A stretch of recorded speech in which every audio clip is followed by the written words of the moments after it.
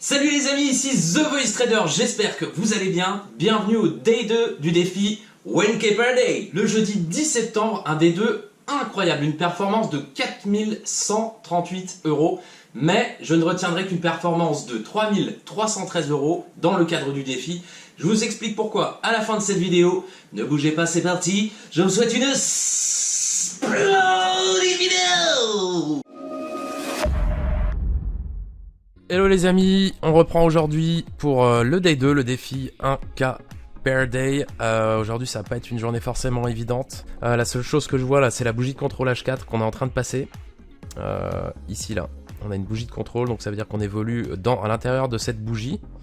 Et quand on en sort par le haut ou par le bas, ça devient intéressant. On est presque sur un point haut en 4 heures ici. En 2 heures, on a un semblant de divergence qui se valide, mais il n'y a aucune puissance.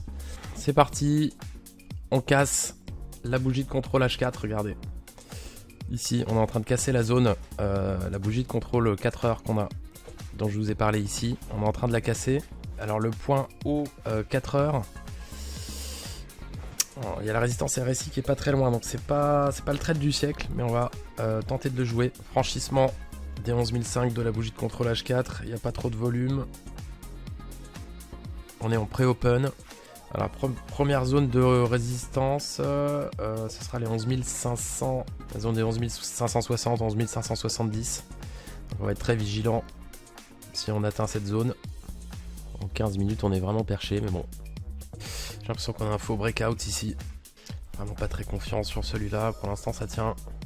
Le risque est petit, hein. Je risque 5 points ici, donc je risque de 100 $ seulement. Stop filled. On s'est fait un petit peu piéger par le marché ici. C'est pas grave, on n'a pas pris un gros risque. Maintenant on a un beau point haut en 4 heures sur le RSI. Et s'il se valide, ça va pas être triste à la baisse. Petit aparté les amis, j'ai été très concentré cet après-midi. Ça a été une journée de folie. Et donc j'ai pas commenté tous les trades. Je vous explique rapidement le trade que vous allez voir. Le Nasdaq a donc touché sa résistance finalement à 11 567. En unité de temps 5 minutes, on avait un double top et la présence d'une divergence baissière. Alors divergence baissière, je fais très simple.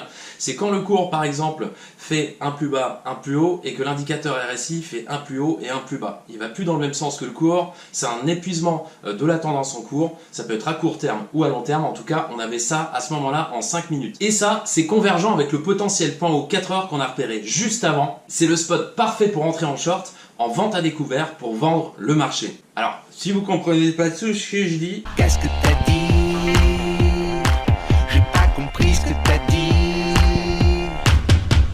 Vous inquiétez pas, à la fin de ce challenge, je ferai une petite rubrique qui expliquera les indicateurs que j'utilise, le vocabulaire de manière générale, et vous pourrez tous comprendre facilement mes vidéos. Alors abonnez-vous et n'oubliez pas d'activer la cloche.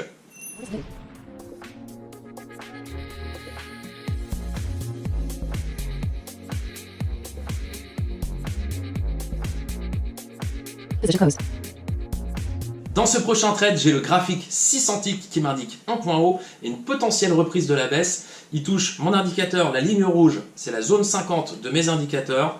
On ne le voit pas sur le graphe que vous voyez parce qu'il s'agit de 300 ticks, donc on déborde un petit peu. Et sur le 600 ticks, on avait un magnifique point haut. Sur les graphiques antiques, chaque bougie représente un nombre de transactions au lieu de représenter un intervalle de temps. Ça permet plus de précision et de mieux timer ses entrées par rapport au graphique en unité de temps. Vous inquiétez pas, j'expliquerai tout ça prochainement. Position opened. Order pending. Order pending.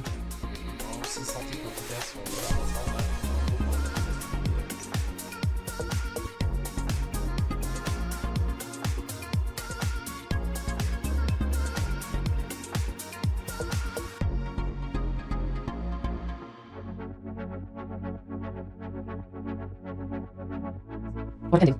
Order pending. Order pending. Order pending. Order pending. Order pending. Order pending.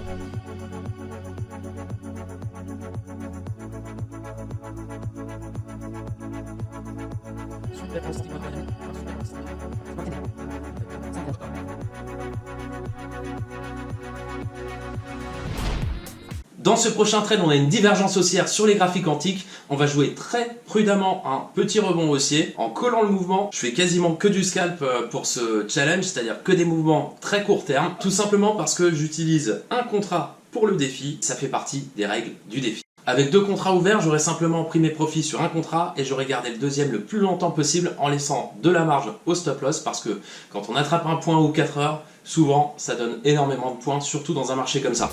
Position opened. Order pending. Order pending.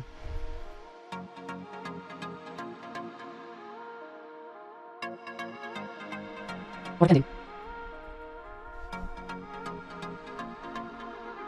Order pending. Order pending.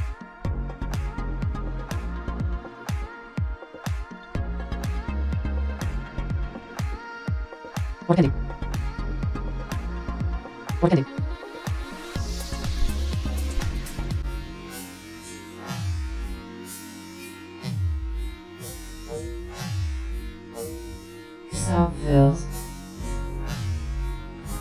Et voilà les amis, c'était le dernier trade de ce magnifique Day 2. Alors pourquoi je retiens pas une performance de 4138 €? Tout simplement parce que à 17h30 en général il y a une pause. Parce que les Américains eux vont déjeuner. Donc on a un trou sur le marché où il se passe pas grand chose. Et en général ça reprend le soir. Sauf que moi j'ai coupé, j'ai fait une pause à 17h30 et derrière j'ai pas enregistré ce qui se passait sur mon écran. Donc vous n'avez pas pu voir ce qui s'est passé et c'est pour ça que je ne compterai pas ces derniers euros. Je retiendrai qu'une performance de 3313 €. Je retirerai donc 825 € de la performance d'aujourd'hui sur le défi lorsque j'arriverai aux 10 000 €. Parce que rappelons-le, on doit faire 10 000 € en 10 jours. Bon, j'espère que je vais pas me prendre stop sur stop ces prochains jours. Il va vraiment me falloir de la chatte.